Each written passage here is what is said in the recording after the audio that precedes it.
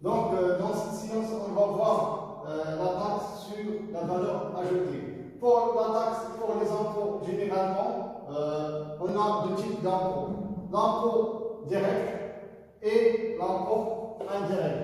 Pour les impôts directs, on a deux impôts.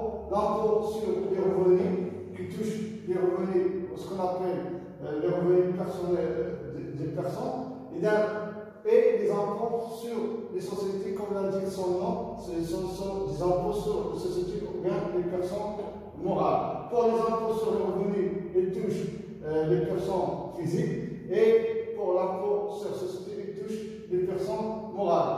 Et l'impôt indirect, maintenant, la séance, c'est la taxe sur la valeur ajoutée. Donc, nous sera la taxe sur la valeur ajoutée comme définition. C'est un impôt indirect parce que l'entreprise joue le rôle d'intermédiation entre le consommateur final et l'État, et parfois il y a le consommateur final après. Donc, la TVA est un impôt indirect qui frappe les opérations et pas les personnes, parce que vous n'avez qu'un type de personnes, soit des personnes physiques ou bien des personnes morales. Dans ce cas, l'impôt indirect, ce qu'on appelle la TVA, donc il frappe justement les opérations et pas les personnes. C'est porté par le consommateur final. Il y a un impôt indirect, frappe les opérations et pas les personnes, et c'est porté par le consommateur final. Donc, dans ce cas, l'entreprise joue le rôle d'intermédiation entre le consommateur final et l'État. Alors, l'entreprise, il collecte la TVA de consommateur final. Alors, comme vous savez bien, imaginez le module il y a des opérations courantes en cas de vente, alors vente en TTC. Alors, il y a TVA facturée dette envers l'État. L'entreprise il doit payer à l'État la TVA facturée. Alors, il collecte la TVA en cas d'achat. L'entreprise achète maintenant achat de marchandises et la TVA récupérable. Parce que l'entreprise, ce n'est pas le consommateur final dans ce cas qui peut supporter la TVA. Alors, il joue le rôle d'intermédiation. Donc, alors, l'entreprise, il paye à l'État la différence entre la TVA collective et la TVA payée, ce qu'on appelle la TVA due. Il donne un niveau des caractéristiques de la TVA, ou un niveau parmi les caractéristiques de la TVA, il a un mécanisme spécial de calcul. Donc, on va voir les caractéristiques de la TVA. La première des choses, c'est que la TVA est un impôt indirect. Ça veut dire un impôt indirect que l'entreprise joue le rôle d'intermédiation entre le consommateur final ou bien le supporteur de la TVA et l'État. Alors, la deuxième chose, c'est un impôt sur la valeur ajoutée. En cas, quelle que soit la nature de l'opération, une fois qu'on dit une valeur ajoutée, alors il doit payer la valeur ajoutée comme par exemple l'emballage. Une fois qu'on a dit le prix de consignation est supérieur au prix de consignation, dans ce cas, on applique la TVA. Donc, c'est un impôt. Deuxième chose, c'est un impôt sur la valeur ajoutée. Comme vous savez bien, maintenant, la valeur ajoutée est égale, la somme des ventes, c'est-à-dire le chiffre d'affaires, moins les charges directes. Une fois qu'on a dit une valeur ajoutée entre les achats et les ventes directes, c'est-à-dire la valeur la différence, c'est la valeur à l'impôt, ou ce qu'on appelle la taxe sur la valeur ajoutée. Donc là, l'objectif, il ne prend pas en considération la nature de la personne, et quelle que soit leur nationalité, ou quelle que soit leur forme juridique. Et là, c'est un impôt objectif. Et alors, là, les opérations imposables, ils sont déterminés par le Code général des impôts, et donc que tout le monde doit respecter les règles qui indiquent la forme, le Code général des impôts, il n'y a pas fixé selon la loi de finances. Donc, il y a un mécanisme spécial de calcul. Qu'est-ce que ça veut dire que TVA dû est égal à TVA collecté moins TVA récupérable moins crédit de TVA de moins crédit TVA de M moins 1. Un mécanisme spécifique de calcul de la TVA en détail. Donc, il y a une TVA collective, la TVA facturée, comment calculer TVA due selon les d'origine. On parle d'effet générateur, d'effet d'origine, soit origine d'encaissement ou bien origine de débit.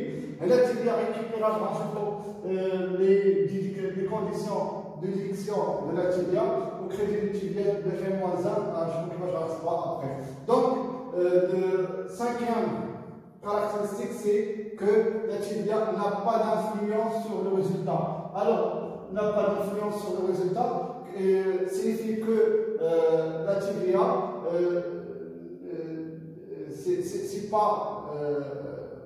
ne présente ni une charge ni un produit pour l'entreprise. Alors, le TVA, en cas de des achats, dès qu'on dit le compte 3455, soit 1 pour les immobilisations, soit 2 pour les charges, des ventes, dès qu'on dit TVA facturé, parce que dès qu'on dit le compte 4455.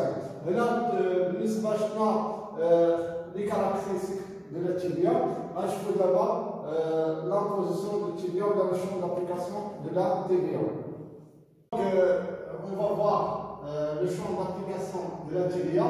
On a généralement les opérations économiques, ils sont subdivisées en deux.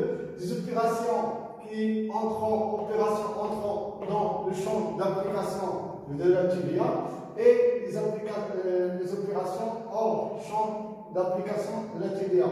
Parmi les opérations qui sont hors champ d'application de la TVA, les opérations qui ont un caractère civil, par exemple, c'est une location d'un immeuble nu, mais immeuble nu, une maison non meublée. Donc, là, on dit des opérations à caractère agricole, ou là, la cession d'un fonds de commerce. C'est-à-dire pour les opérations hors champ d'application. On a pour les opérations qui entrent dans le champ d'application, ils sont subdivisés en deux. Il y a des opérations qui sont soumises à la TVA, on a des opérations qui sont soumises à la TVA, et on a des opérations exonérées de la TVA. Pour les opérations qui sont soumises à la TVA, ils sont déterminés par le Code général des impôts. Donc ils sont maintenant la TVA due TVA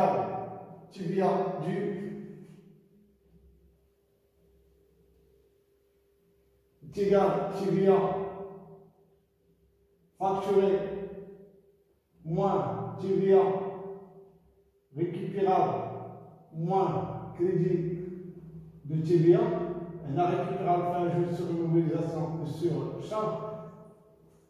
Donc, ils sont exonérés de la TVA, alors que la TVA facturée est égale à 0, c'est-à-dire exonération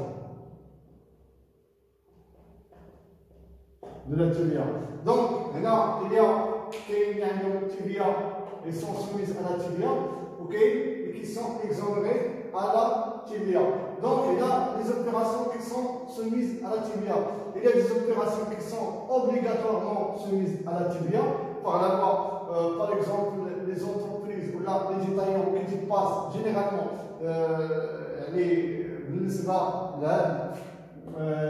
les opérations d'écolo ils sont plus larges au décollecteur.